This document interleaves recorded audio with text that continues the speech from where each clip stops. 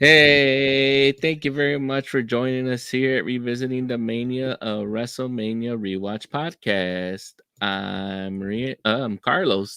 I'm taking Maria's. And I'm Maria. And with us we have a guest joining us for the very first time. Friend, fan, Demetrius Brown, D. All of the above. Super glad to be here. Yeah, this is going to be fun. Yeah, so welcome back and thank you for joining us here. Today we're taking a trip down memory lane and we're visiting the 11 matches of this epic glory that is called WrestleMania X-Seven. Yeah. So they were fancy back then. Everything was the X. Yeah, well, Vince, I guess, was realizing that Roman numerals were not in the early 2000s. So once WrestleMania 16, technically, he's like, we're going to call it WrestleMania 2000. Pretty much. And now what's after 17 is X7 instead of XVII. I am a fan of the X. Rest in peace, DMX. Exhibit. An exhibit, right? Man, I was just thinking DX. You all took it all out in the pop culture right there, but I love it. Yeah, so D, let our viewers know, let them get familiar with you. So what was your first wrestling moment that got you hooked? Was it a WrestleMania or was it something different?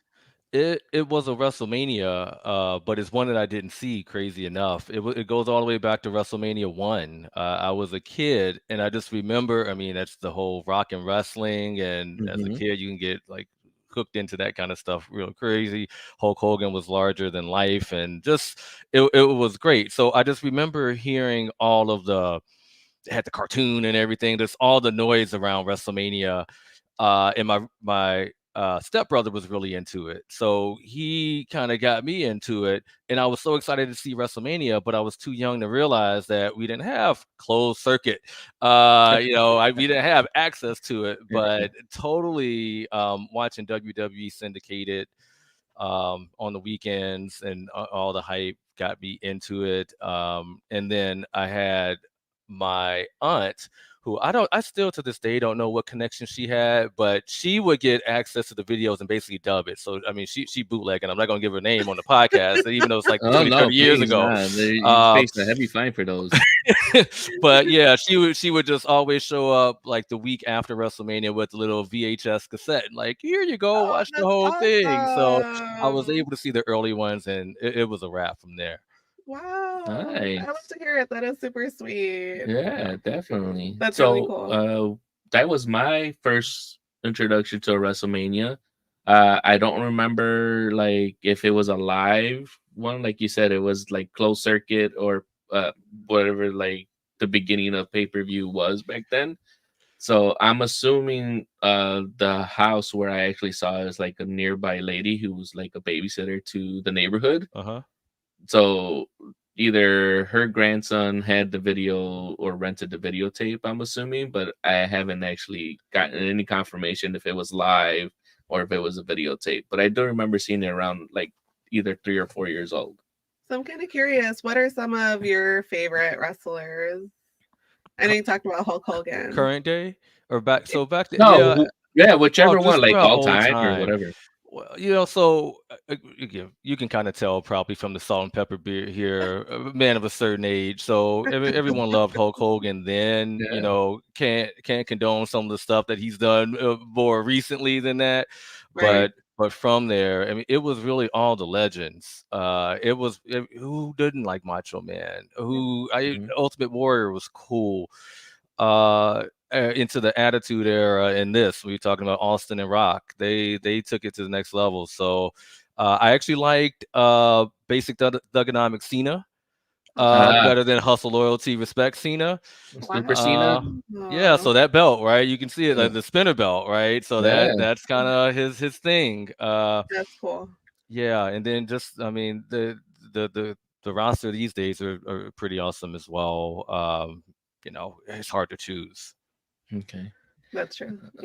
So, have you ever attended a WrestleMania? Because I've this whole thing started because Maria and I are going to be attending WrestleMania 40. So, All right, going to Philly.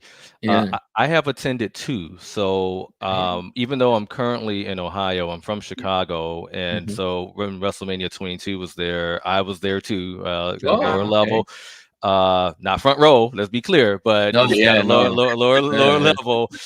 Saw that, and then WrestleMania 34 was in New Orleans, and Oh, that okay. was like in the midst of all the Brock Lesnar, Roman Reigns. Just Oh, are they going to wow. fight it again?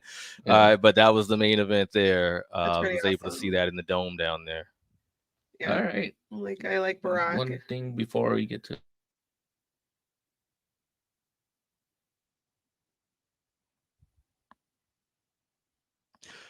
So I just want to say, guys, y'all yeah, had muted for a quick second, but now I yeah, can hear you again. Okay. yeah. Okay, Thank you. good. Yeah, we're just discussing a little bit of things here. So sorry about that. So I'm definitely a fan of Barack Lesnar and Roman Reigns. But let's get into it. You want to start Yeah, going with the first match? WrestleMania first match is the match between Chris Jericho and William Regal Right. for the Intercontinental Championship. So I just have to ask because Chris Jericho is still wrestling, right? He Mhm. still is a different company. Yeah. Are you all a fan of these two wrestlers? I'm a fan of Chris Jericho. Like when I seen him in WCW, I was a big fan of him. People may not have liked him, but the Lionheart Chris Jericho and the Man of 1,001 Holds, he was pretty awesome. Yeah. He was like that entertainment factor, like the things that I remember seeing on WWE at the time, or F, sorry. He was doing that on Nitro and Thunder, Mm-hmm. Chris Jericho was. So I thought it was pretty funny. I gotta admit though, it's not like I disliked him, but I didn't like him until he came to WWE. Right. Like that whole debut in Chicago Yeah. with The Rock, man, that was good stuff for Jericho. Regal, I think I liked him more after he retired than I did when he was a wrestler. Because as a Yeah, wrestler, he was just he I'm makes the a little great snooty English front guy. office face of the Yeah, company type of guy, and he like he was like, yeah, I'm the commissioner, but I also wrestle. Yeah. It's like the guy who the hair club for men guy, Cy Sperling. Oh, he was doing both. he a Like client, I'm not right? only a client, the president, but I'm also a client. So Yeah, so match one, Chris Jericho with William Regal. It's a singles match for the WWF Intercontinental Championship. mhm. This match goes on for 7 minutes and 40 seconds. What'd you think about the wrestling? I think Jericho's pretty young in this match. It was Yeah, Jericho is still like we mentioned an up and comer. I believe he started wrestling either at the age of 15 or 16. yeah, And same with William Regal. He also started very young too, wrestling over there in the UK. So these are two seasoned veterans already, regardless of how they look. Well, Regal does look really old. Yeah, but he always Older. looked that way. Yeah. When he was young, he was looking old. In Yeah. WCW, So he was looking old. it's something about that UK air, I guess since they yeah. don't get a lot of sun out there, they age a little bit more for I some reason. like you said, he's been wrestling since 1983. So I mean, he's still not wrestling now, but William Regal? William Regal. Yes, that's correct. I liked his intro. It really reminded me of the British Bake Off. I don't know if you're familiar. I'm familiar. And then his outfit that he was wearing reminded me of Bob Backlund. Oh Um, yeah. yeah, so So I'm like, it was pretty basic. Hmm. pretty basic, just like Bob Backlund was, I guess, in a way. Yeah. I always love when they start out. They got to get the crowd warm, so they come out with the Intercontinental title. They come out with Jericho and his little Yeah. countdown entrance. Like it was real smart of them to do. I think the wrestling you had asked about, with those two, you're gonna get a good match. Like if you Mhm. really care about like technical wrestling and psychology, like those two can put it on. So I don't know if I'm critiquing the bookers there, but I think that the sequencing of the matches, that was a great one to come out with. Yeah, because you got two guys who can work. Uh, you know that William Regal embraces being the heel, and right Hmm. now Y2J Chris Jericho he's hot right now. So why not get the crowd up and cheering and give him something get excited about? Because I can't see them getting excited by anything else that comes after this. Wow. Well, I think you're right. Burn. I was really looking forward to this first match. I enjoyed seeing them work. I enjoyed seeing them wrestle, and I thought it was a good first match to get this WrestleMania started. Yeah. So would you recommend that people revisit this match? I was on the fence with this one because at first I wanted to say that it was kind of like a pass for me, Okay. but then I did like a rewatch of it and was kind of like working my way through this match, Mhm. and it would be a rewatch for me. Mhm. Um, we see one of two times where Regal pulls the turnbuckle Yeah. Yeah. off and knocks Jericho into it, which is a pretty cool spot. Mhm. Also, we see Jericho like do a submission on him. So I thought the moves are pretty cool. So I like this match. Yeah, Yeah. I go Dee, for what it do you as think? well. Yeah, absolutely.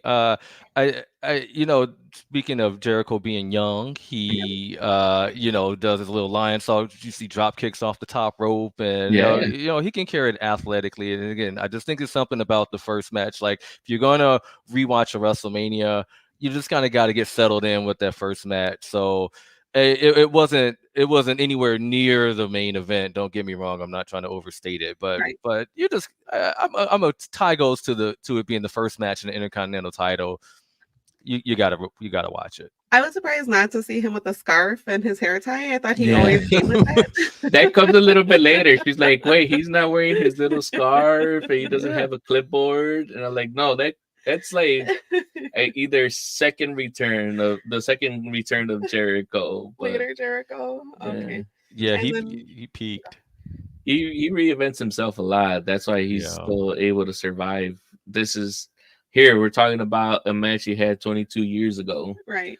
and he's still out there, selling out arenas, having Hmm. the crowds chant his song Right.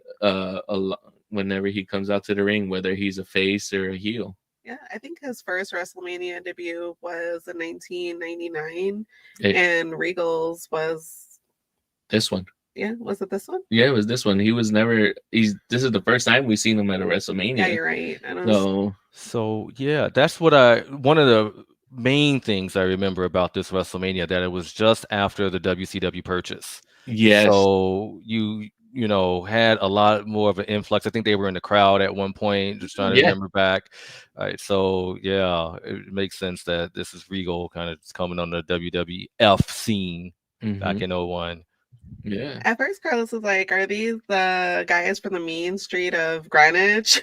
Yeah, we've been seeing the past two pay-per-views, the Mean Street Posse being shown. So I had forgotten that you know, WCW was purchased, quote unquote, by Shane McMahon.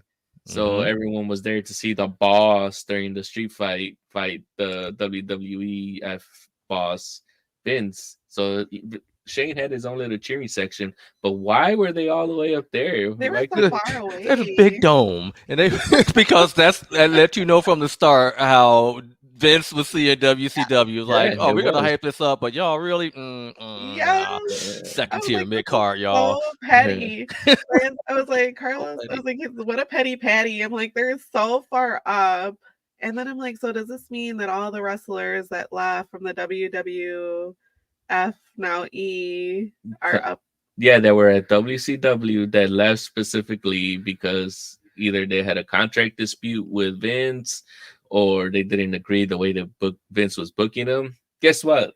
They all have to come back and work for Vince That's Yeah. incredible. if they want to keep working, if they want to keep getting paid, Wow. because some of those people actually decided not to continue, or they decided to uh, just stay home, wait for that WCW contract to expire, and then see what Vince was going to offer them money wise before Yep. coming back. Yeah. But let's finish up this match. Okay. I actually will have to disagree with you guys that I do Ooh. not recommend this Oh, match. as much as I enjoyed the work between Chris Jericho and William Regal, I mean, we do get that, Regal's the heel, Jericho's the baby face, and everything's working. But I just don't feel like if I'm recommending like someone's like Carlos, this is WrestleMania X-Seven. What matches do I need to see?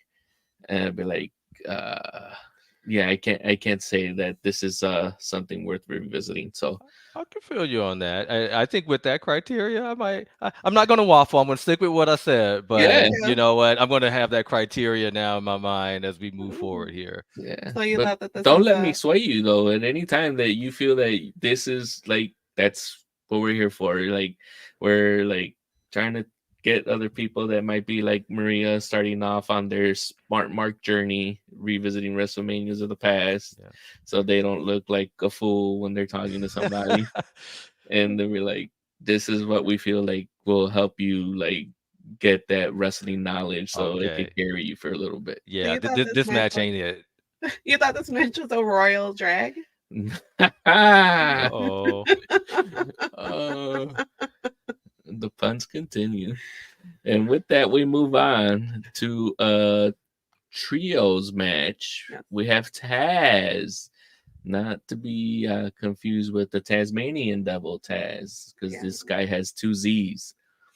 And the APA, the Alkali Protection Agency, Farouk and Bradshaw have branched off after the Ministry of Darkness has dissolved and started a protection agency.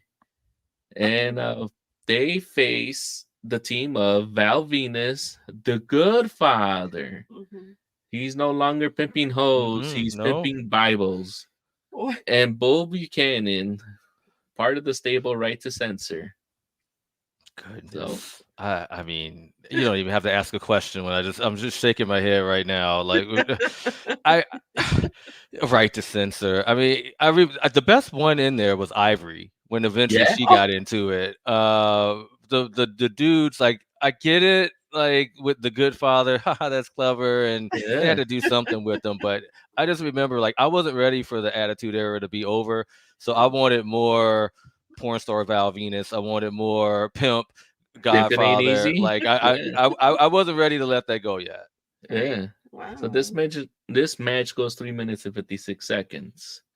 So, short. Yeah, it is pretty short compared to like we have like 3-man tag or 6-man tag, whichever you want to word it.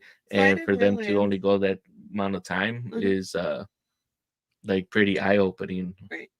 Well, I didn't realize that this is like towards the end of the Attitude Era. Mm-hmm. So is this kind of like we're on our way out of the Attitude Era? Yeah, Vince has vanquished his enemies. Okay. He's bought ECW, Extreme Championship Wrestling. He's bought WCW. Who else on TV can challenge Vince? And with him conquering the world of sports entertainment, now he can dial it back. We don't have to show women half naked or in bra and bikini matches. Wow, that's interesting. Let's go back to be a wholesome company because we need to make money now to sell to the kids. Mm-hmm. Yep. So, Maria, what did you think about this match? Well, aesthetically, I'm rooting for Right to Censor, Val Venus, and the Godfather. Good Father. The Good Father. I think this match has good spots, and I want to say APA instead of APA. APA. APA. I'm also rooting for APA, Farouk, and Bradshaw during this really short match. Yeah. What about you, D? I don't care for it too much, really. I like the faces in it. Like when like Taz debuted, I like that he came in with like a little bit of a spark. Beat Kurt Angle, or I think it was at a Survivor Series, but you can tell it's just a trash throw-in match. Like, oh wait, y'all want to be on WrestleMania this year? Okay, here's this little 4 minutes for y'all 6 people to get out there and do something. Like the entrances were longer than the match itself. No, so no. All right. Well, surprise, surprise. This is a match that I would actually recommend for you to watch. Why? And I'll tell you why. Even though that Taz is supposedly like the big up and coming talent that came over from ECW. Yeah, I was surprised to see him in this Uh, match. the the shining line or the silver lining or the bright star in this that I actually see is Bradshaw. Okay. I see that he has some really good sequences and flashes, and I was like, you know what, like you, D. I was like, if I was thinking about back to when I was watching this in 2001, I would have been like, all right, this is a squash match. Let's get to the next one. What's next? Let's keep it going because I want to see Rocky, The Rock versus Austin 3, you know? Mhm. Let's hurry up and get there.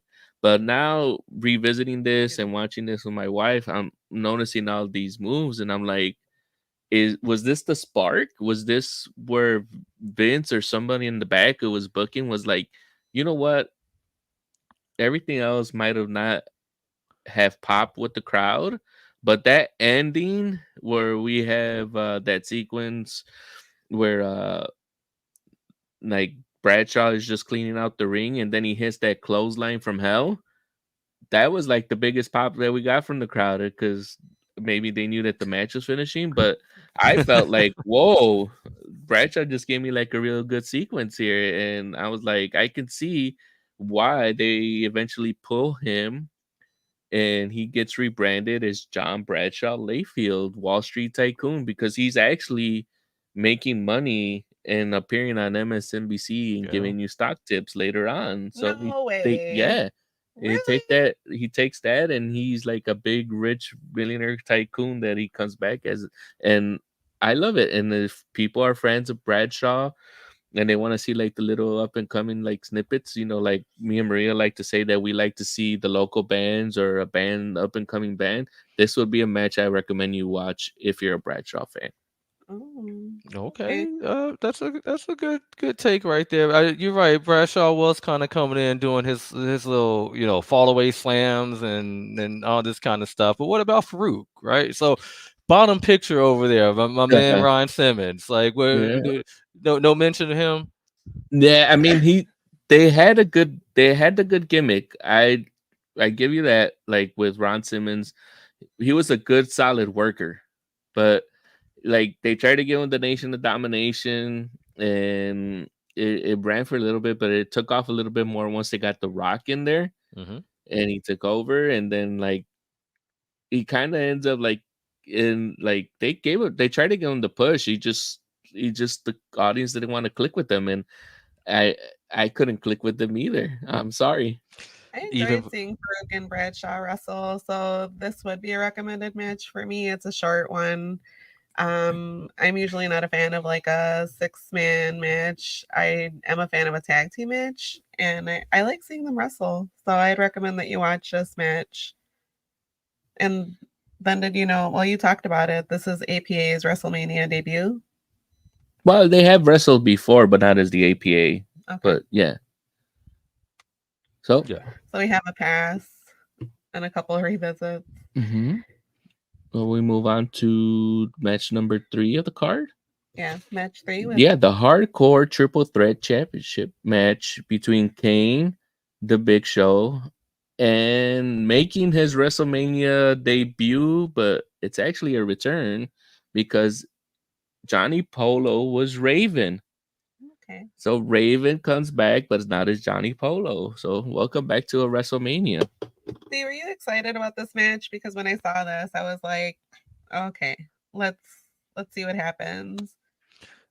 I can't say excited about it, like going into it. Like it turned it can be okay, but I didn't have high hopes going into it. Just that's the way I feel around triple threat matches. It's like they can either pop or they can feel like throwaways, almost like the 6-person tag. So I had an open mind, but I wasn't really jazzed about this angle. Kane's done so much more that this just seemed like a way to get him in. Right.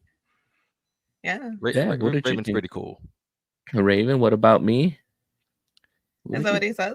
Yeah, he's like, what about? He was always like, what about me? What about Raven?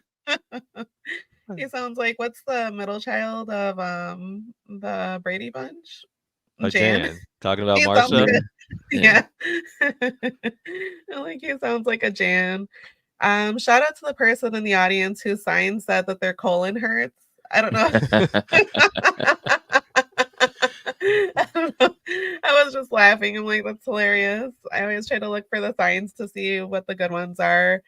I thought this match was a little bit boring in the beginning, and they're in the back. And to me, it wasn't as exciting as that WrestleMania 14, Cactus Jack, Chainsaw Charlie, and the New Age Outlaws. And that dumpster match? Yeah, that dumpster match was like outstanding. So this was pretty mild in the beginning.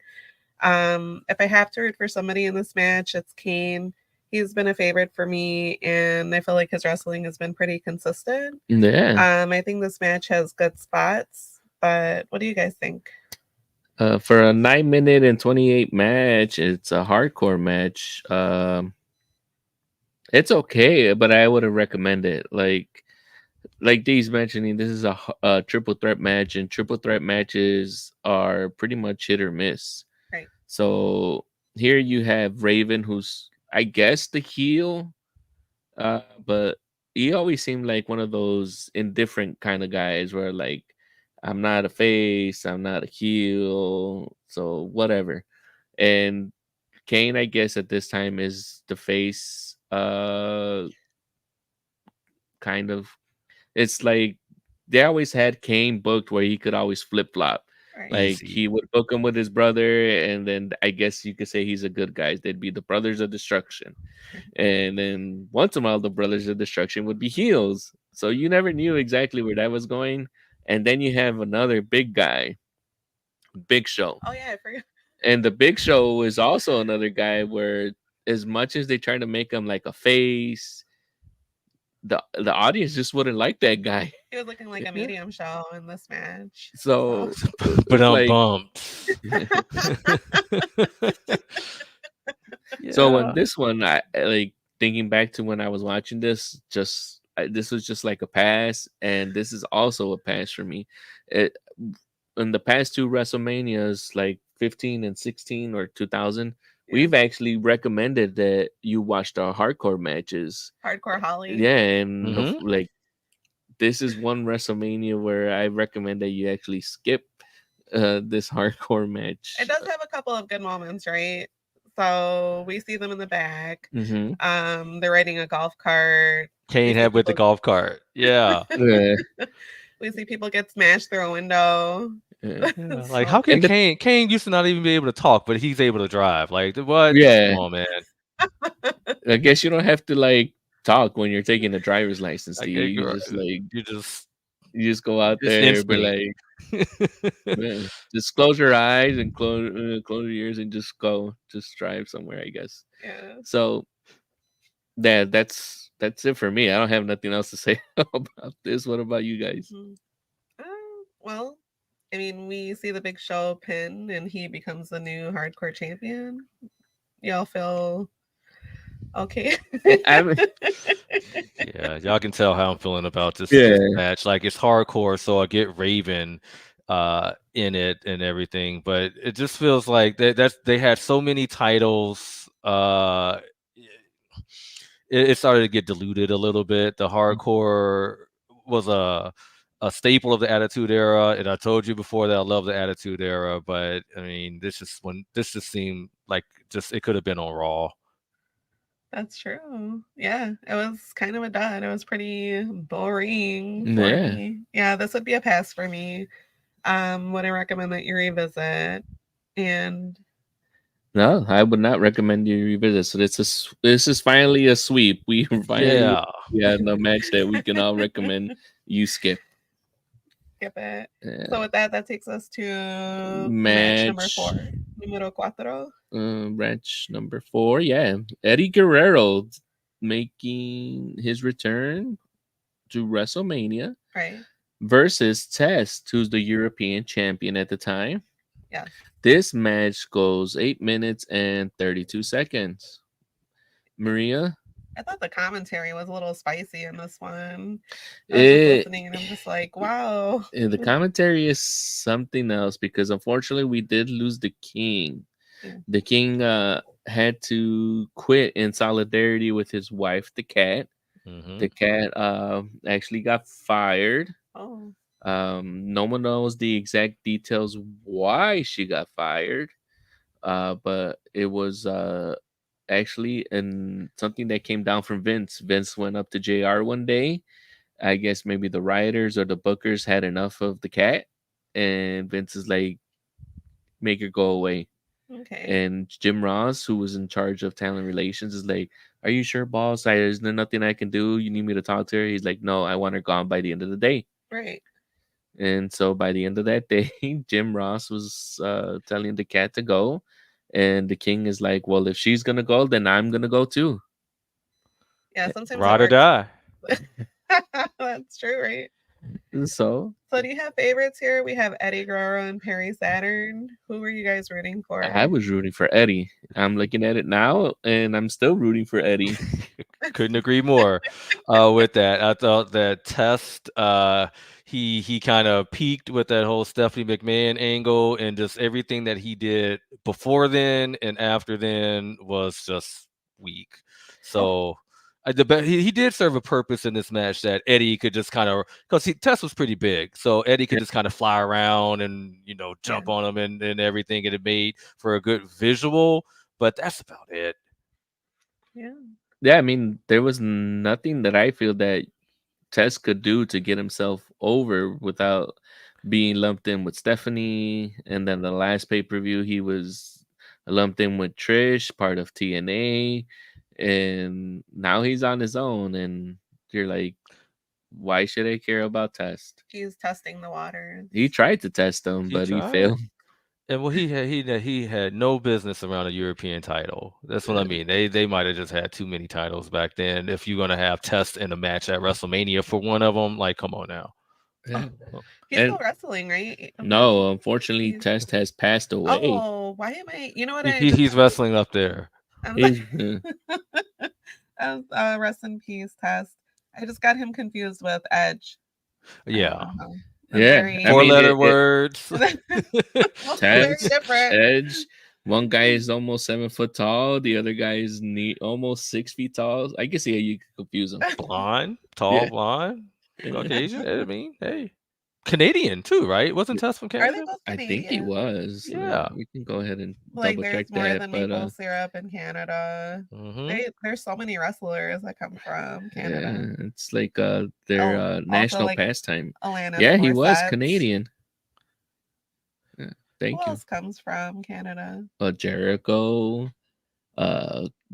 Not Demon Linko. Drake. Chris Benoit. Drake. Oh, of course. Now you're now you want to go off wrestling. The Hearts, of course. So about the match. So we see a couple of good spots. Would you recommend that our listeners, viewers, revisit this match? If you I recommend it. Okay. I recommend it because you see that Eddie Guerrero can work and not only make himself look good, but he makes Tess look good. Because even though for this match, Tess ends up losing the championship. Okay. He doesn't lose it cleanly. So if we're booking this, if we're thinking about this ring psychology wise, it doesn't make Test look bad because the only reason he lost, quote unquote, was because Eddie Guerrero cheated. He needed interference not only by Perry Saturn, but by Dean Malenko in order for him to win the title. So it kind of puts in question the reign of Eddie Guerrero. But in between all that ring psychology, you see that Eddie Guerrero's making Test look good, whether he's selling the power bomb that he's taking. And trying to do his best to keep the big man down, and Test does not want to stay down and relinquish that title. So if it's not for you to rewatch because you're a fan of Test, rewatch because you're a fan of Eddie Guerrero. I can't argue. He does a very good job in not only entertaining you for that amount of time and seeing Eddie, coming up with making ways to make his cheating and stealing gimmick that eventually ends up being more popular a little bit further down the line. And why was this a pass for you, or was it kind of like Yeah, mild, or? I'd say it was going to be a pass because now I'm taking I'm scrutinizing these a little bit more now. So it's like if I'm telling people to watch WrestleMania Seven. XV11 on it, it's like this isn't one of the matches that I think kind of make it, and I think one of the better ones in the history. Maybe I'm biased with that one, right? It's just one. I agree with everything about Eddie Guerrero there and kind of the way he did it. And I like that, they had, I don't know if they were still calling the Radicals at that point. I can't remember, but with Yeah. Pattern and Malenko, I like to Mhm. see them. And when they debuted, that was awesome. But I mean, I don't know if anyone's going to really remember that match. Like it felt like Raw. Like some of these matches really felt like WrestleMania, and some felt like a weekly show. And this was one of those that felt like a weekly show. Yeah. Hey, that's your opinion, and we respect that, and that's what we have. It's like I agree with you agree with that D. it wasn't like an amazing match. Okay. I thought it, I guess, moved WrestleMania along, but it wasn't an outstanding match for me. They both did really good work. I Right. enjoyed seeing them, hit their moves and work with each other. I am a fan of Eddie Guerrero. Also, I did enjoy seeing Perry Saturn. Yeah, he Test. wearing his Dennis Rodman-esque fedora or a bucket hat. Yeah, like I had this was like a fun match. Was it like a favorite? Would I recommend? No, but I enjoyed seeing them work, and it just took us to that next match. So Okay. Yep. So we have a revisit, and then We have a recommend for me, but D and I'm outnumbered. I'm on an island this time. it's okay. It's up to you, to the viewer. If it's worth a There you go. rewatch Yeah. it, then you get to decide and Yeah. tell us in the comments. Okay. So with that takes us to match 5 with Kurt Angle versus Chris Benoit. Yeah, the battle of the technicians. You have Olympic gold medalist Kurt Angle facing off against the Canadian Crippler. One of his was that one of his nicknames? I can't remember, but the Rabid Wolverine. Yeah. Chris Benoit. So what did you think about this match? Were you looking forward to seeing these two wrestle? Yeah, I felt like I've been sour on the last few matches, but this is probably one that, you don't go to the bathroom on this match right here. I was really looking forward to it because they were both, we talked about the up and comer effect before, and Kurt was kind of, just really knocking on the door right there at like being top tier main event. And he had some flashes before, but Benoit was still kind of coming up too, and we know what he did afterwards. But if we just gonna go back in time here, he was one of the best. Is somebody I rooted for. Wow. Yeah, so for this 14-minute and 10-second match, you were like, I'm gonna have to hold it if you're over there at a friend's house and you've been having a few beverages. Wow. You're like, no, why would this match have to come now? So I was look forward to this match. Right. In this one, I would have to say, remembering then to now, I probably would have been rooting for Kurt Angle. Yeah. What about you? Well, just like you guys, I have to get loud because I was super excited to see this match. I'm a fan of both Angle and Benoit, so I was excited to see them wrestle. They're like two sturdy, chunky nuggets that are just like American Gladiators. So it makes me a little nostalgic, and I really enjoyed this match. It's definitely a recommended revisit, rewatch for me. One of my favorite matches. I'm a big fan of Angle's wrestling. So, and Benoit. What about you, D? Do you recommend we watch this match? What did you like?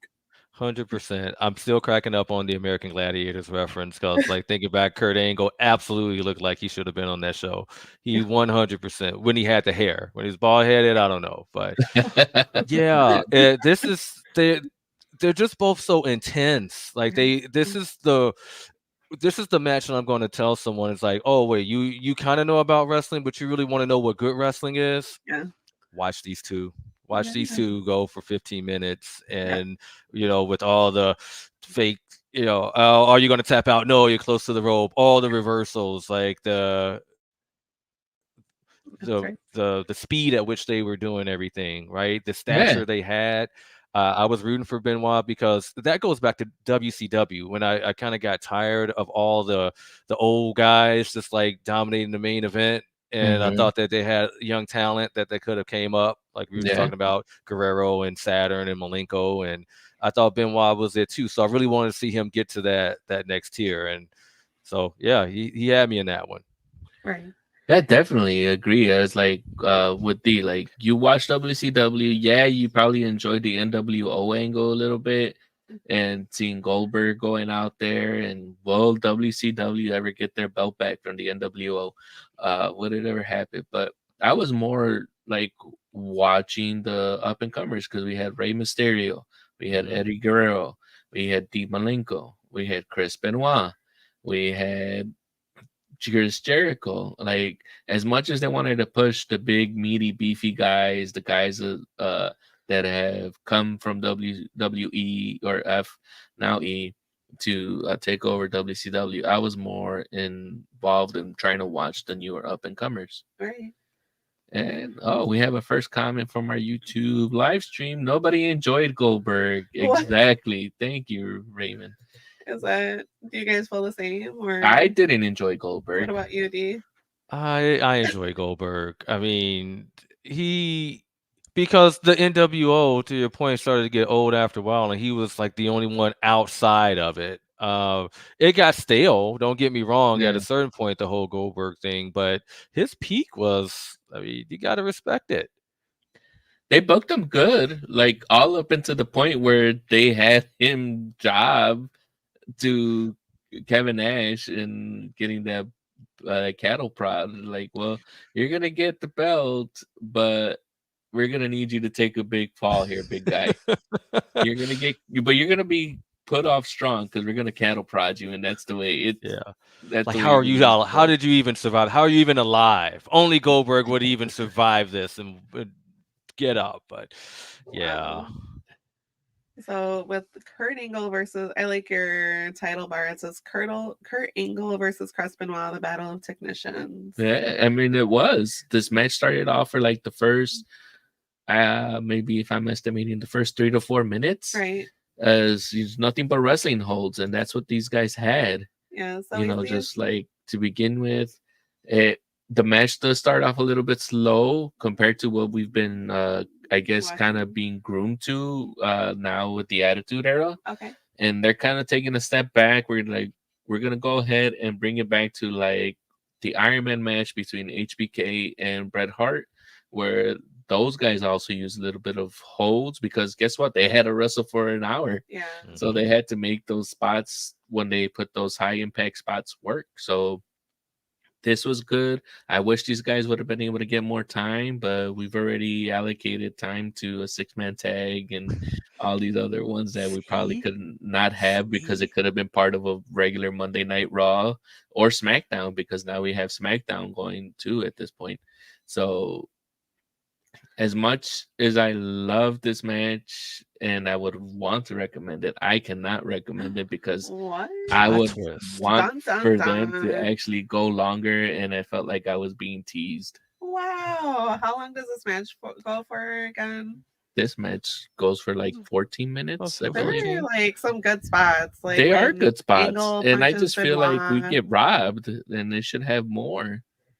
I really enjoyed seeing the moves. I definitely recommend that you watch it. It's good. It's a solid match. Yeah. And it was a good part of this WrestleMania. So yeah. Must watch for anybody watching WrestleManiaXSeven. Yeah, it's just a borderline for me. So that sorry, suplex guys. by Kurt Angle. I'm like, oh. Yeah. Goldberg, they both were suplexing. Yeah, they were. That's the Benoit's gig too. Yeah, the German suplexes. Do we even have Kurt Angle doing a moonsault at one point off the ropes too? And then didn't Kurt Angle almost do a tap out? But the ref he did tap out, and that's like one of those things where I understand that Kurt Angle's the heel, and we get this whole thing where the ref takes a bump, and everyone like who's cheering for Benoit is like, "Oh my God, Kurt Angle tapped out. Why isn't he like turning around?" And but I just, as a Kurt Angle fan at that point in time, I was loving it. But I there's other matches that I feel that would have been better that they could have had it, like if they would have done an I Quit match, or if they would have had like we do get, I think we do get like a half-hour Iron Man match eventually, like not with these two guys, but on a card at some point. So they could have had something like that. Like I want to see these guys go. These guys are technical experts, and I felt like this was like one of those. I'm gonna use a fancy word, a moose boosh. You know, and me take a drink with the wanted a pinky little out. Hold on. yeah, And I moved. Well done. yeah. Did not think I'd be hearing that during this WrestleMania Revisit podcast. I didn't think so either, but that's how I felt like this match was for me, and it just like I can't recommend that you have to, if you are rewatching WrestleMania X-Seven and you're like, what is a match I need to watch to feel like I got like the whole experience of this? There's other matches that you can get from them. The Amuse Bouche. I can't even think about saying that in a sentence right now. So with that takes us to it takes us to China versus Ivory. This match goes for 2 minutes and 38 seconds for the women's championship. I like seeing China come out there with the fireworks. That was her cannon. That was new for her at that point. Like, and it was in the dome, so it just, you got this big epic shot. I remember it, just fireworks popping all the way out. Mm-hmm. That's awesome. It was really cool. I was like, it has to be real fireworks because of the time, right? Yeah. So yeah, that was pretty awesome to see. What do you all think about this match? I'm so curious. China versus Ivory. Yeah, I thought it was an okay match. Unfortunately, this is the last WrestleMania match that we have for China. She eventually leaves the company that at the end of May. Oh, okay. And then she never returns back. While Ivory stays, and as our YouTube live comment mentions, Ivory was awesome on Glow, the gorgeous ladies of wrestling. The show or it was a wrestling show. The real one. The real Glow. I think her name was Tina Ferrari. Kind of back in Glow. So rewinding back, how did you get into wrestling, right? And right around WrestleMania 1, Glow was also syndicated. So it was like, oh, what is this going on? So yeah, I remember the woman known as Ivory, as a member of Glow. Yeah, and it was on pretty late for. Were you in Chicago at the time? Yeah. So I think it was like on pretty late, like at 11 or something like that. What was it, like for an hour? Yeah. It was like I remember it being like on channel 26, whatever. What is that, like, or channel 50? Like that? Yeah, at total. Yeah. So that's pretty cool. I had no idea. I'm like, I wish I would have known because it's pretty awesome. You would have stayed up and watched the gorgeous I would have stayed ladies? up and watching. Yeah, I'm like, one of the things that's pretty awesome is just to see how strong China is. Yeah. And when I do get the opportunity to see her wrestle, I think she's a pretty solid wrestler. So this match is short. What do y'all think about the match? I thought the match was okay. Unfortunately, like WrestleMania, I think this is like China's been on here since WrestleMania 14 or 15, so this would be her fourth or fifth one, and they never showcased China as much as they probably should have.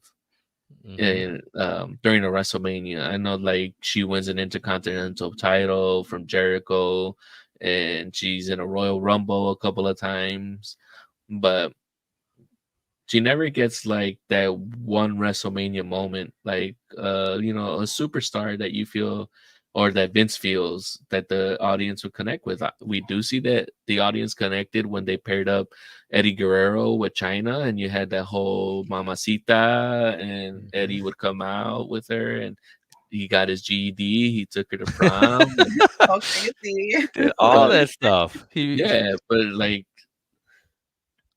they and unfortunately, she does not go out with the bang. In my opinion, uh, she gets done dirty. She even though she does win this women's championship match, she becomes a women's champion. She doesn't hold it for very long. She, relinquishes it at the end of her contract, and she doesn't get re-signed back. And then she falls on hard times.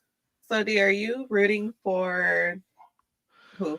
China? I'm rooting for China. So I said earlier that kind of how Ivory was pretty good and right to censor and everything. So it was like kind of classic heel face.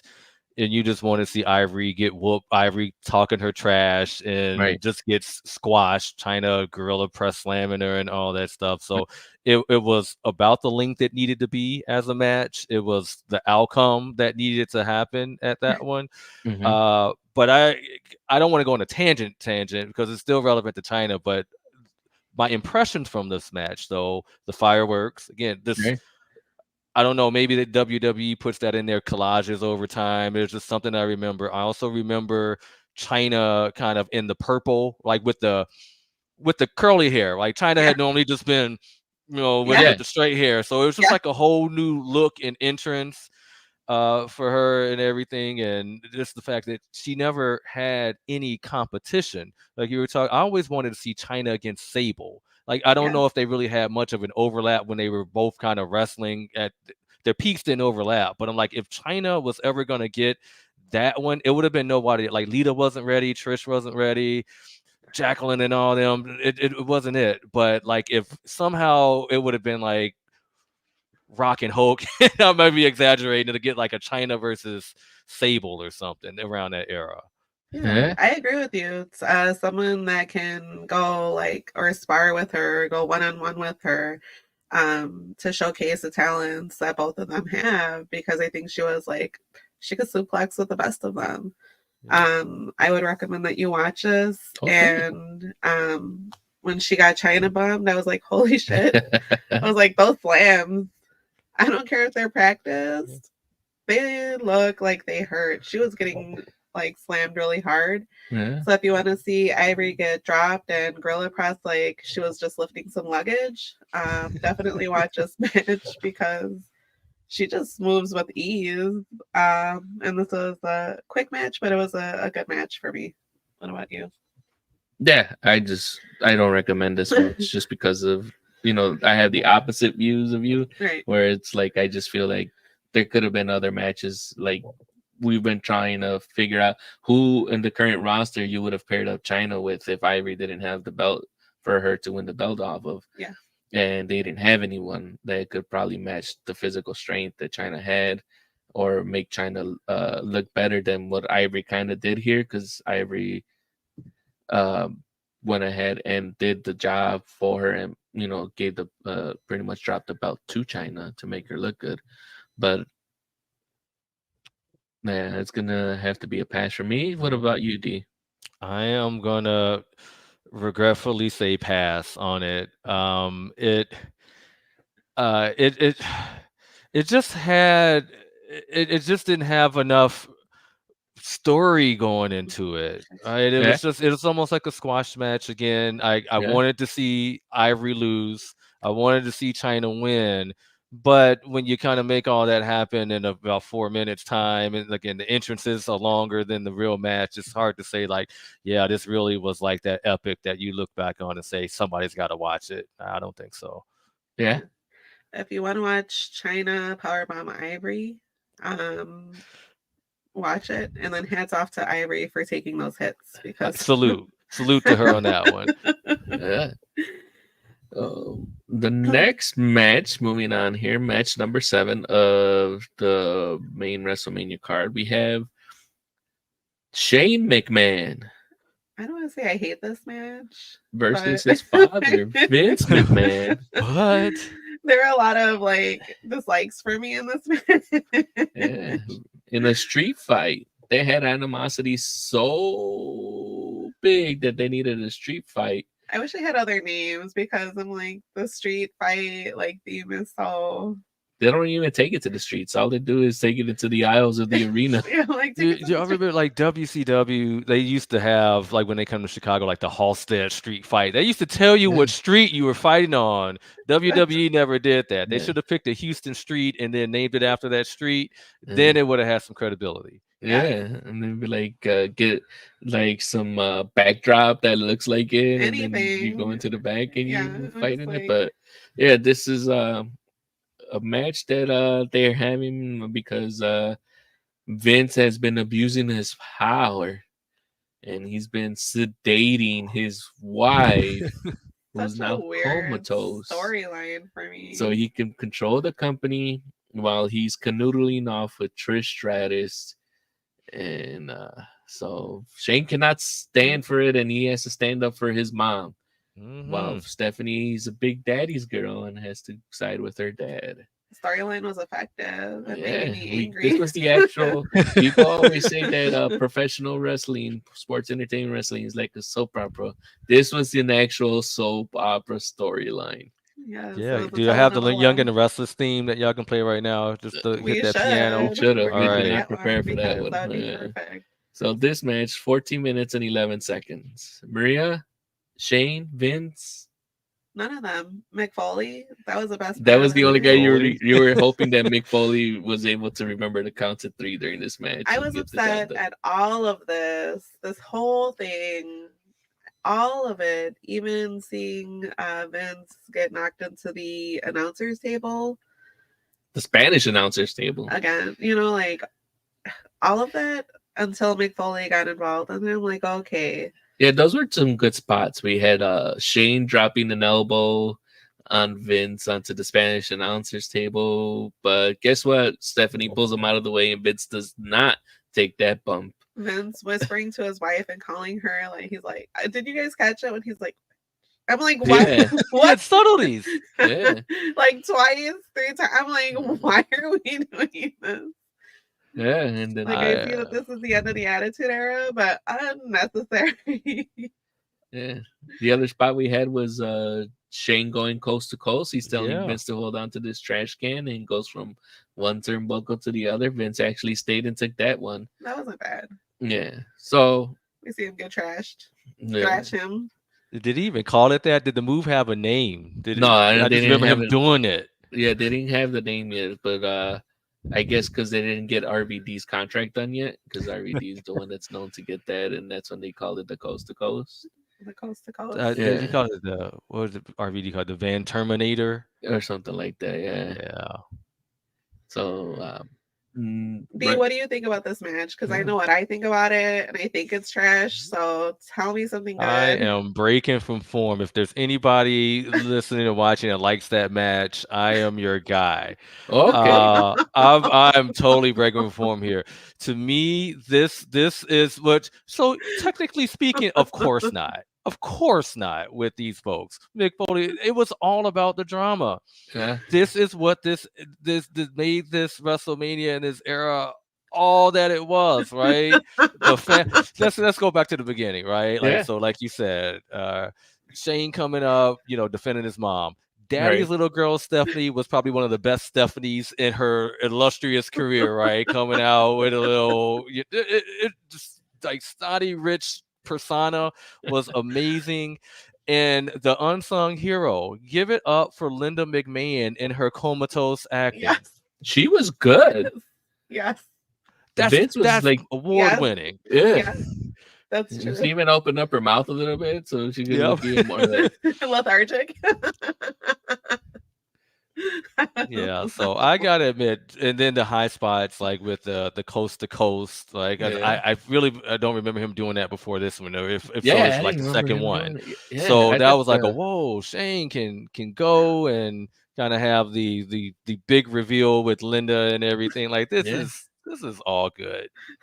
Have fun. I thought that he doesn't get that coast to coast until the invasion angle, because you get WCW, we get that a little bit later on, but then that's which ends up being like the main one where it's WCW versus WWE. And then when they start integrating more, you get like the third or second leg of the invasion, quote unquote, when they start introducing ECW. So now it's like that's when we start getting more of the ECW people coming in, like Shane Douglas and Rob Van Dam and I'm losing my. those There's one more folks. guy. Van Dam's the actor? With the Dudleys, though, I mean, they kind of The Dudleys are already here, but folks. there's this. Yeah. But Mike Awesome and all those other people. Yeah. So. Well. It's not a recommended from Maria and Carlos, but if D says D loves it. D loves it, and he recommends if you're a fan of soap opera style, I thought it was delightful and drama. Yeah, D recommends that you guys revisit this one if you are ready to get your Young and the Restless fix. There you go. WrestleMania match. My favorite part of the match is when Linda gave him a kick. I was like, kick higher. Oh, you can also tell that Vince wasn't ready. Vince was not ready to take that kick because I think Linda tells him to spread it a little bit more. Yeah, like you can see Vince adjust himself before he has to take that kick. Kick just a little bit higher. I would have been satisfied with that match. All right, and with that one, we move on to the next match, the tables, ladders, and chair match. Oh my! Edge and Christian versus the Dudley Boys versus the Hardy Boys. The previous WrestleMania and WrestleMania 2000, we only had a ladder match between these guys, and now they decided to up the ante and actually add the ladders, the tables and chairs as part of it. Yeah. So this match goes for 15 minutes and 50 seconds.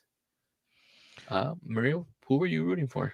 There are so many incredible spots in this match. It's definitely a rewatch for me. I'm definitely a fan of quite a few of the Dudley Boys, Edge and Christian. So I thought it was really good. Tables, ladders, chairs. Oh my! It got really exciting really quick. But what do you guys think about it? Yeah, I also recommend that you watch this match, just like I recommended the ladder match from the last pay-per-view. These guys had something. All 6 of these guys, for some reason, were able to make it work. We normally talk about how it's difficult to make a 3-way, like singles 3-way triple threat match work, and this is a triple threat tag team. So we have 6 bodies. And just like the previous WrestleMania, they made it work in this one, but they decided to up the carnage. And sometimes the sequels aren't living up to the originals. And this was like, I'm not sure who booked it, who scripted this match, but these guys all did a great job. I like when Lita popped in. Yeah. Yeah, so we had everybody popping in. We had the Run to the Litter popping in, the Spike Dudley coming in and breaking into the no DQ rules and giving a running bulldog to a couple of people in this match. And then Rhino, I forgot that Rhino was actually aligned with Edge and Christian at this time, and he gives himself the version of the spear. They call it the gore, and he gores somebody through a table.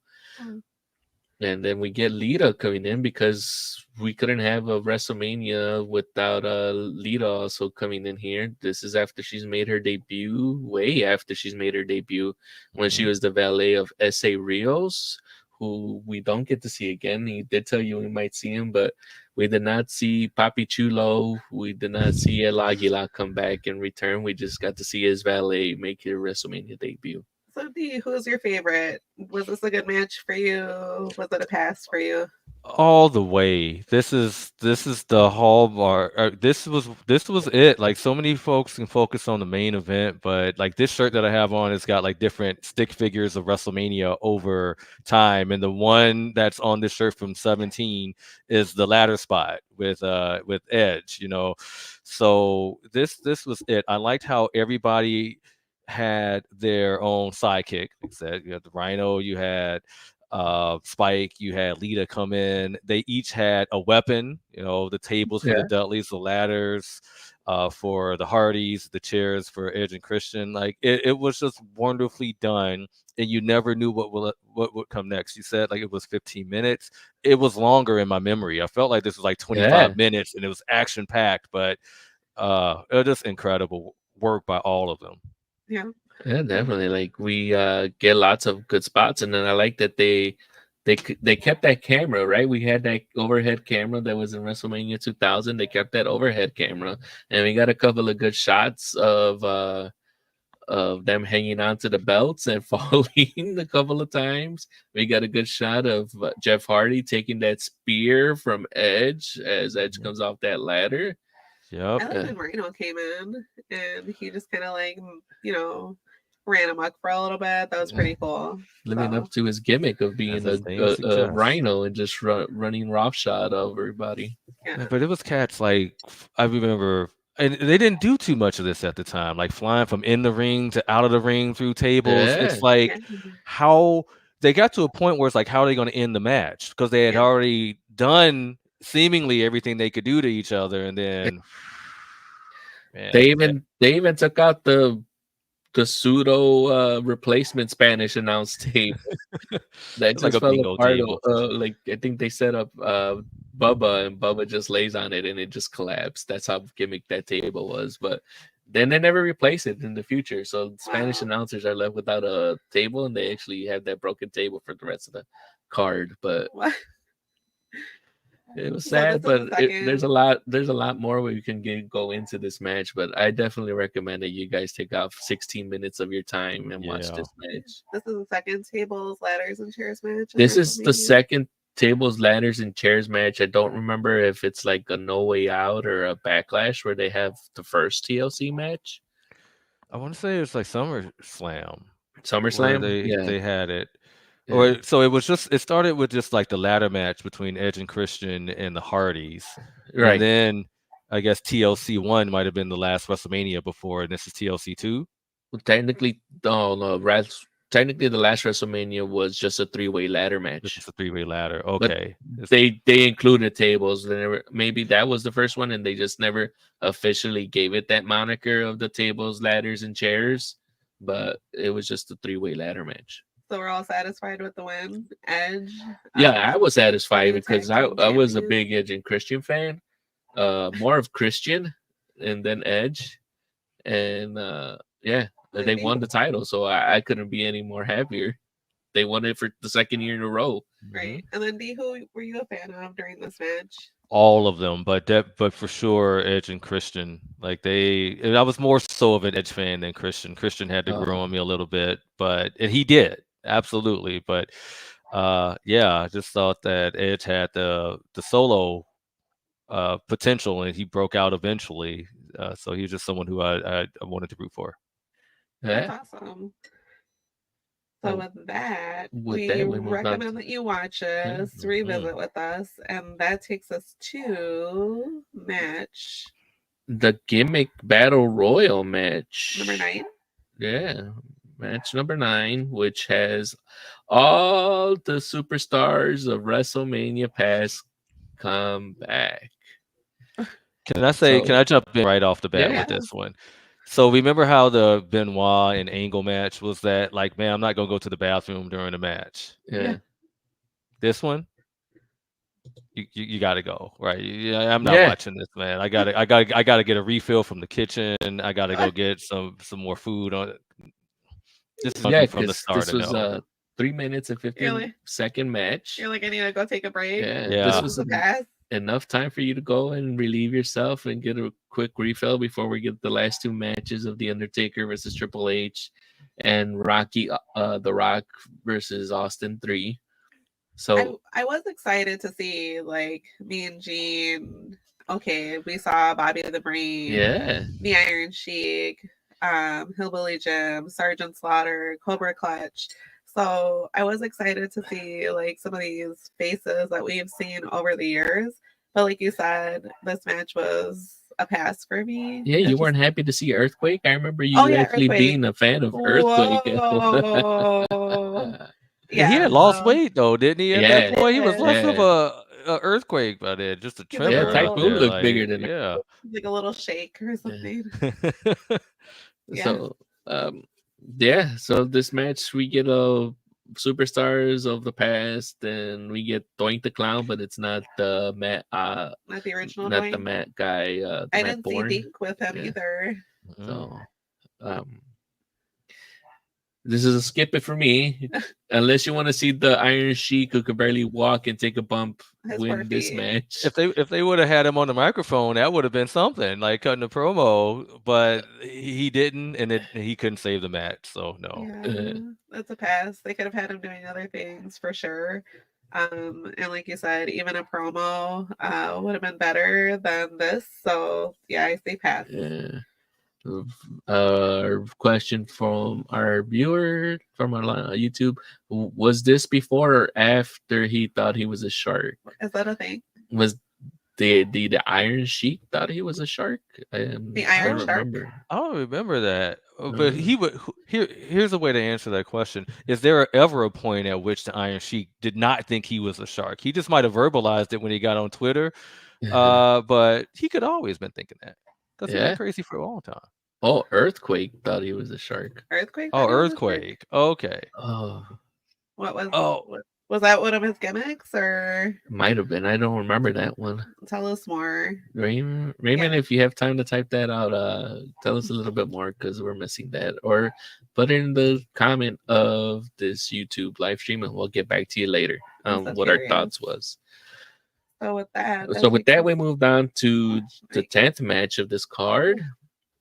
Undertaker, no longer the Minister or Darkness, the Minister of Sound. I don't know. Or no longer embalming bodies, no longer coming from Death Valley.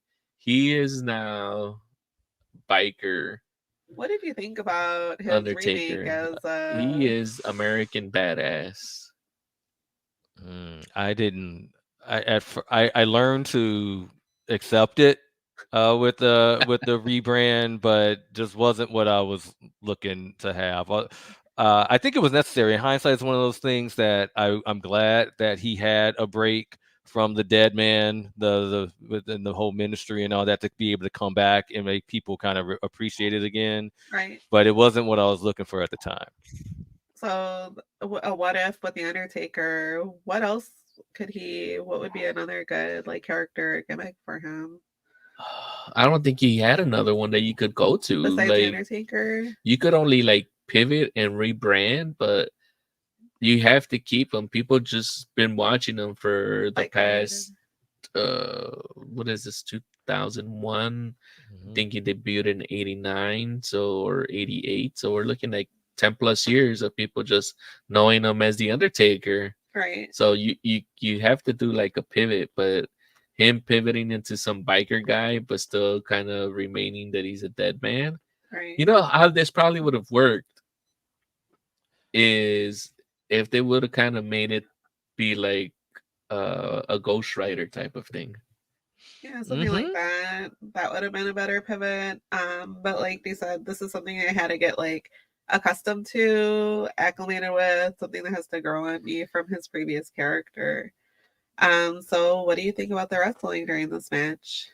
I thought the wrestling was good, but I don't recommend it. And the reason why I don't recommend it is because this ends up being like a no DQ match.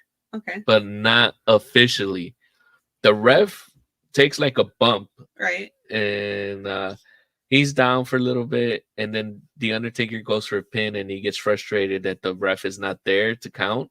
So what does the Undertaker do? He kicks the ref and then drops an elbow. And this incapacitates the ref for 10 or 12 minutes. And then that's when they go and they decide to go on a tour of the stadium while people are still in it. So as far as a wrestling match, I can't recommend it because it's not really a wrestling match. And they should have if they would have just said that this is a no DQ match or the false count anywhere match, then I would have loved it.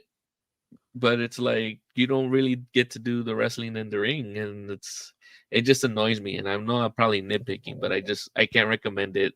But if you want to watch it, just Undertaker and TripleH can actually go and they actually get some good moves off and everything like that. But nah, I don't recommend it. Wow, times have changed from when we first saw Triple H as Hunter Helmsley.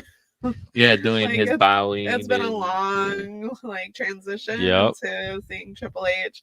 So, who are you rooting for, the Undertaker or Triple H? Undertaker in this one. I really was just kind of a simple fan back then. So the faces I would normally go for, the heels. I mean, I would respect Triple H as one of the best at the time, and heck, all the way through probably the next 2 decades. But yeah, I was totally for Taker here. Wanted to see him pull it out, and this was at a time where they really weren't focusing on the streak like they started to do in later years. So it was still just like kind of like a co-main event match, but it really wasn't about like, is Triple H going to break the streak? Yeah. So there's like a little bit of innocence to that. You could just sort of enjoy the match for what it was. But let's go back to before the match. Ooh. Those entrances. You can't talk about. So this is the same guy who liked the soap opera element of the Shane and Vince match. So I like just the way they build to these kind of things, right? Yeah. So I mean, Triple H had a damn concert Yes. for his entrance, and then the Undertaker with the bite coming down. So that you just know it's important at that point. Yeah. And what I remember before the end of the match was just all of them in the crowd, right? They just doing that. Like, I know by the rules they shouldn't have done it, but there was just so much activity on. It's like, wow, we haven't seen this. Like, they had a hardcore match that went backstage, but this was better than that Kane and Raven and match. Like, they executed it so much better. So you can kind of see where I'm leaning on this one. Them, even the Vince and Shane, as much as we didn't like it, it was more of a hardcore match that was better than the triple threat hardcore match. Like, I don't mind that they took it to the crowd, and because they had built up that animosity in the storyline, but it wasn't like a wrestling match. You didn't have those rules. Like, you had to have me suspend disbelief that the Undertaker had knocked out the ref for such a long time. Because if the ref is awake, then he's out. Like, this is no DQ. This is a DQ match on whoever initiates it. So the introductions were awesome. Having a live band there. Who was the band again? Motorhead. Yeah. Was pretty cool, and that's what actually prompted me to think, like, wow, times have changed since we have Triple H like spitting water. Like, what a different not a different wrestler, but like what a different character change from where he began and where we first saw him in WrestleMania. So the intros were pretty awesome. And when they took it to the crowd loved it. Yeah. And if I was there in the crowd, I would have gone wild too, because you're excited to see it, and you're excited to see, and you're part of the action. Just makes that like wrestling that much better. So when we go to small shows and stuff like that, and if you have an opportunity to be part of the action, that just makes it that much more cool. So I like this match. I'm rooting for Undertaker. I like when he tombstones Triple H. So that was, that's like one of his signature moves. But I really just enjoyed seeing it. That's what I have. So you recommend this match? Yeah, I recommend you watch this match. It's pretty cool. Or if you're a fan of Motley Crue. What about you, D? Got to. I'm so glad you brought up Maria the tombstone, because that's when he was doing the power bomb. The last ride finisher, the whole time it was like, oh man, he just stopped doing the tombstone. I think they might have banned it at that time, and then the fact that he brought it back, it was like, oh, so it just, I mean, I'm marked out at that one. That just the tombstone is back. It was a high. Yeah, some people were getting hurt, so they ended up like outlawing that match. I can see it. Like, you can understand why, right? I mean, if you have somebody and their head and their neck, you just don't know what could happen, and you have to be very careful when you're doing that wrestling move.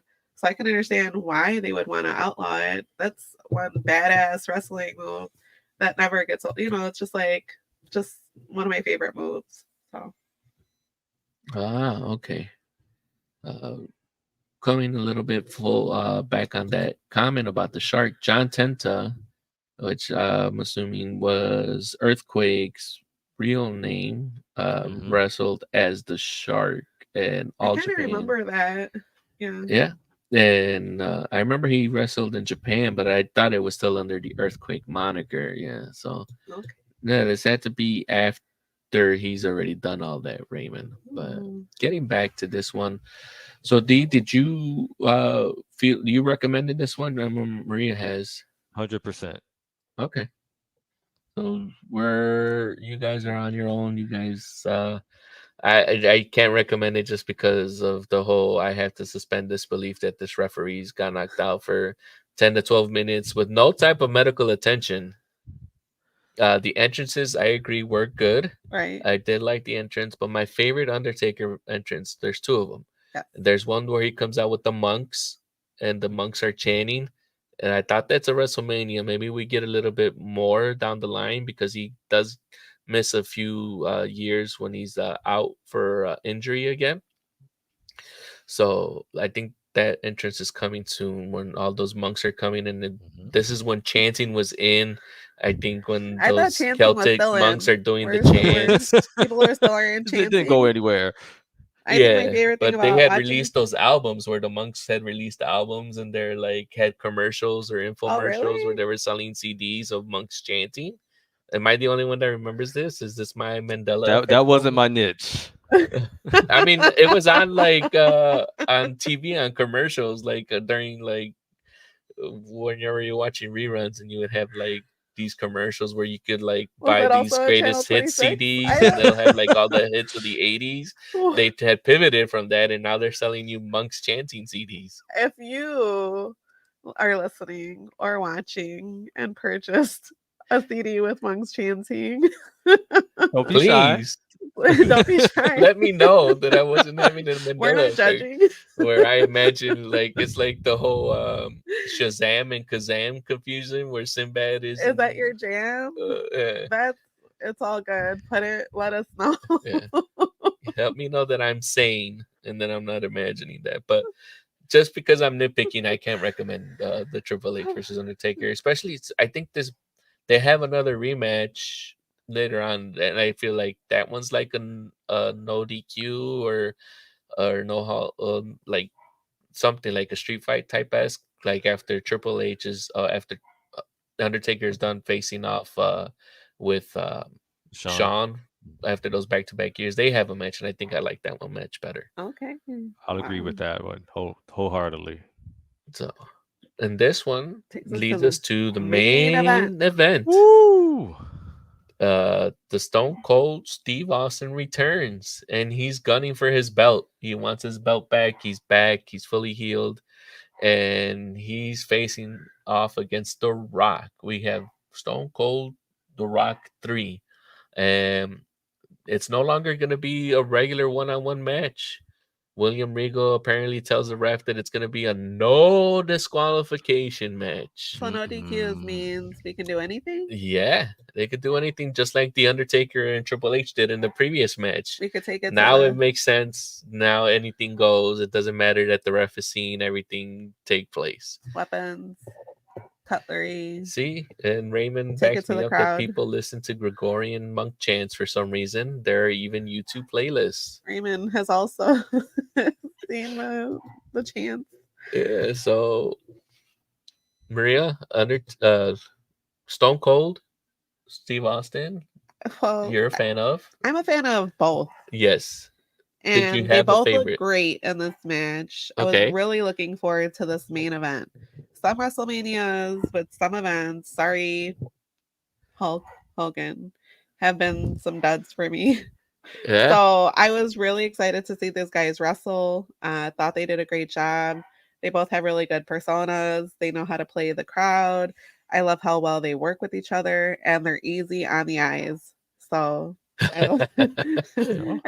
I love all the things about this match. Your criteria is very simple. You just need guys to be easy on the eyes. Thank you for complimenting me at the same time. I like my chunky nuggets though too. I like those sturdy little wrestlers. Sturdy. You need to entertain you. So. All right. So you did not have any one particular one that you were rooting for. You were just hoping that they go out there, entertain you, and not get hurt. And this one randomly, I'm rooting for Stone Cold. Usually I'm a big fan of The Rock, but during this WrestleMania, I'm rooting for Stone Cold. All right. D. I was similar to Maria. I mean, when you have face versus face, and these were two of the, Mount Rushmores out there, it's like hard to really choose. I like them both. But I just kept waiting throughout this match understand like when is the other shoe going to drop. Like, Yeah. okay, it's no disqualification, and you know what that means. Yeah. So I was just kind of more. I wasn't able to, and I enjoyed the match, but I wasn't just able to sit back and relax and enjoy it and let it come to me. I was always like, there's going to be Yeah, some you were shenanigans. like, "Where's that oh shit moment coming?" Yeah.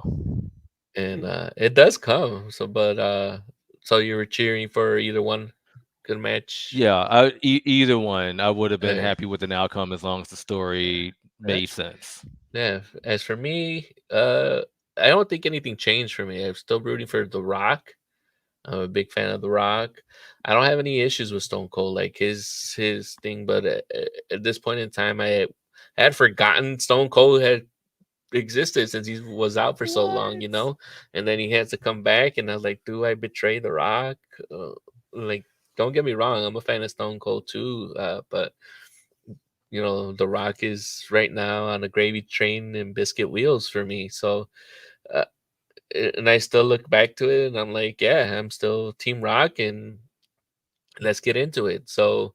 This match goes for 28 minutes. They gave these guys close to a half hour, and they did not hold back, and they delivered. This is my favorite match of this pay-per-view card, and I definitely recommend that you guys revisit. um, these guys had built up this rapport, and I don't know what it is about them. It's like they are able to make it work, whether one guy's the heel, one guy's the face, or one guy's the anti-hero, one guy's the heel. They could just make it work, and now they didn't need to hold back. They can take those chair shots. They don't have to have the ref be knocked out. They can make each other bleed. They can This match was extra bleedy. I was like, bring out the Band-Aids because they're bleeding after they hit each other, I think, with the ring bell. yeah. So they're And like bleeding from and there's one the point beginning where of the match. The Rock was probably supposed to take a bump off the regular announce table, but it just collapsed under the pressure, and we don't get to see that bump. So now I want to see, was it going to be like an elbow, or is it going to be like like slam or something like that? So that's the only thing that kind of like, what was that bump going to be? Because The Rock gets put on that table, but the production, good job on the production, because I guess they see that it's going to happen, and you don't even see that it happens. You just hear it, and then when they come back to it, you see the announcers table collapse. But yeah, overall, like, everything's getting better, and this match does not disappoint. And we get like a few callbacks to some other moves that both of these guys have Like incorporated the into Million it. Dollar Dream?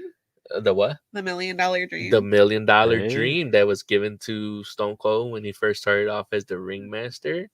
The sharpshooter, even though The Rock does a terrible job, It's and bad. the sharpshooter, this is when he starts incorporating it into one of his quote unquote submission hold move set. So Well, you see Rock do a Stone Cold Stunner on yeah, and then Stone this is Cold. Like, how the are you gonna era do of his own move his own finisher. What a Stolen bigger of an move. insult. Yeah. on him? What an insult! I'm like, If you were to able to beat your opponent with their own finisher. that's the way to do it, guys. Yeah. You And wanna then be the Stone Cold does the rock bottom. Like, these guys do a very good job of incorporating each other's moveset, and the storytelling is great. The psychology of this match is great. And then we get Vince. Vince comes back after losing to Shane. Were you excited to see him? No, because I already knew where this was coming. Were you excited to see Vince again? It's not for the same reason. Like, no, I started like, no, this isn't gonna. No, it can't be. Yeah. What did you think? Did you think he was gonna? Yeah. I knew he was. Once I seen him, I thought he was gonna be coming out, but I just didn't know where he was gonna go. And I was like, we had seen Vince screw The Rock before, and he doesn't like Stone Cold because of that whole, early 1999, early 2000, boss going against the guy he doesn't like. So I'm like, oh, he's actually gonna come out and help The Rock this time. Right. And Dave, what did you think? Were you I was excited to see him concerned that there? he was gonna help Stone Cold, which would have just blown my mind, right? If he did that. But I was waiting for shenanigans, and then you see Vince come out, and you start thinking, what is he gonna do? And it's only one of two options. He's gonna help one of the two, and just my mind, I was totally captivated in it, but I wasn't happy to see him because I just feared that he was gonna turn Stone Cold, and that's not what I needed to see. Yeah, Mhm. yeah, that's the only thing that I agree is like I like the character that Stone Cold built, and but I just didn't like it when he went heel, and this is what ends up happening at the end of this match. Um, as many times as Stone Cold and Vince gang up on The Rock, he couldn't be held down until that Nope. final barrage of chair shots that he takes, Yeah. and Stone Cold finally gets the pin in the win, and then we get the unholy union of Stone Cold now being backed by Vincent Kennedy McMahon. I really like this match. Just when you think they're done, I'm like, oh wait, there's more. They're Mhm. still going. They're still wrestling, and that was pretty cool. Yeah, Those are some of my favorite wrestling moments. Is when you think they're done, you think they're like ready for that pin, but then there's more because it just keeps on going, and they keep on going with the wrestling. yeah. So This is the only time where I think I actually enjoyed all the false finishes, all the near falls, and everything else. Because eventually, like I remember lots of WrestleManias where I'm like, "Oh, please, just end the match already." So, The Rock is so do good you at that. He is an expert at kicking out at 2.99, better than anybody else. so was this one of recommended match your for me. favorite match? Do you like? Do you think this was a good finale for this WrestleMania? It is like they were the top names with for the title. I mean, Edge and Christian and the Hardys and them. They stole the show in the middle of it, but this had to be the end. I was not happy with the outcome, but they told a great story. So true to my word, they told a good story. So it's a must see for all of those reasons. Yeah, and like viewer just put in, Rock was the best at selling the stunner. So Uh, do you think Austin's heel turn was shocking? it Or was shocking to me at the time, and it's still shocking. It still shocked me a little bit, but once I saw Vince coming, I'm like, oh, it's now. This is when Stone Cold is turning heel. I thought it was like later on when they do that whole invasion gimmick when that leads it later on this year when it's Team Angle, when Angle wants to be the team leader of the Yep. Survivor Series, and he's trying to be like Stone Cold, and they have this one like vignette where he's playing the guitar, but Kurt Angle is wearing like the little tiniest cowboy hat. I remember Yeah, at the so ukulele. yeah, so it's I'm like, oh, so I thought it was like more in the future, but I'm like, this is the year. This is the year where it's like Stone Cold is like the bad guy and being like a real a-hole. It's like think about Stone Cold, the anti-hero, but if they turned up the volume to 10 plus, that's what we have right now in the future. Mhm. So definitely recommended Definitely match. recommend it. And then is this one of your favorite WrestleManias? One of my favorites of all time. It might not have been the best like start to finish, but just those highs were the highest. The table ladders and chairs match, the main event, like those at the height of the Attitude Era. They had just started to introduce the WCW people. Mm-hmm. You had that McMahon family drama in there too. It was just everything that this era had to offer. So totally one of my favorite ones. That's Okay. awesome. All right. And like we normally do here, we'll go ahead and recap this WrestleMania rewatch for those. The energy was electric and the stakes were high when this WrestleMania X-Seven was set to deliver. So I'm just curious to wrap this up. Do you have what are your recommended matches that you tell people to revisit or rewatch out of this WrestleMania? Angle Benoit, TLC, the McMahon's match. Don't beat me up too much. No, And it's fine. then the last two. So definitely with Triple H and Taker, and then Rock and Austin. All right. And as for me, I recommend the 6-man tag just to see up flashes of the future JBL, John Bradshaw Layfield. I felt that he was the star that shined more in that match. The Eddie Guerrero versus Test for the European Championship. The tables, ladders, and chairs match, definitely that one. And the piece de resistance, as I'm getting more into this critiquing with food critique. The amuse-bouche? No, the piece de Oh. Rock Austin 3.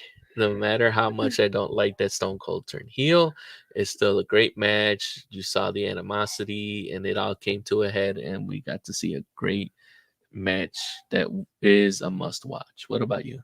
Chris Jericho with William Regal. I did like the 6-man tag team match. Eddie Guerrero and Test. I like, of course, I go wild for the Kurt Angle and the Chris Benoit. They're awesome. That Edge and Christian with the Dudley Boys. And the TLC match. The TLC match. That match was awesome. And the finale, which is a Stone Cold Steve Austin defeated The Rock, which was a really awesome match. Like I said, the China and Ivory match, watch if you want to see her get gorilla pressed or body slammed onto the floor. That shit is wild. So that is what I have for my favorite matches. All right. And if you're watching live or if you're watching this later on, please drop it in the comments. What is your favorite WrestleMania? What is your favorite match from this WrestleMania? Tell us why you agree with D or myself or Maria, or make a pitch on why you feel that I'm wrong or Maria's wrong or D's wrong. Or why We'd like to hear from you all because we are just out here making this podcast to educate my wife, but also educate anyone else who's barely stepping in and learning about the event that started it all and rocketed sports entertainment into the mainstream. Yeah, if you'd like to subscribe or throw a comment to this very witty, sometimes long, maybe a little boring, but always exciting podcast, do that. And thanks again for watching. Thanks again for listening. Yeah. Andy, thank you for joining us today. Yeah, Demetrius, you have anything to plug? Like if people want to hear more of your thoughts that you may have on current WrestleMania or wrestling matches or anything like that, you have anything to plug? I wish I had an agent, but I don't. So, just this has been a pleasure with y'all. So thank you so much. Yeah, thank you for joining us. You're more than welcome to come back if you want to come back for 22 or the other WrestleMania that you went to 34. You're always welcome to come back and share those experiences you had. Maybe you can give us some tips on what we should look for when we go and attend our first WrestleMania. That's a deal. Awesome. All right. With that, thank you all for watching. Yeah, don't forget to hit the subscribe button. Give us a like on Facebook, YouTube. I'll be posting the audio version of this podcast on Monday. And look forward to seeing you next week when we do WrestleMania X-8 with another guest, Andre Outlaw Star from Podcast Championship Wrestling. We'll be doing that at 6 Central. Have a great weekend, everybody.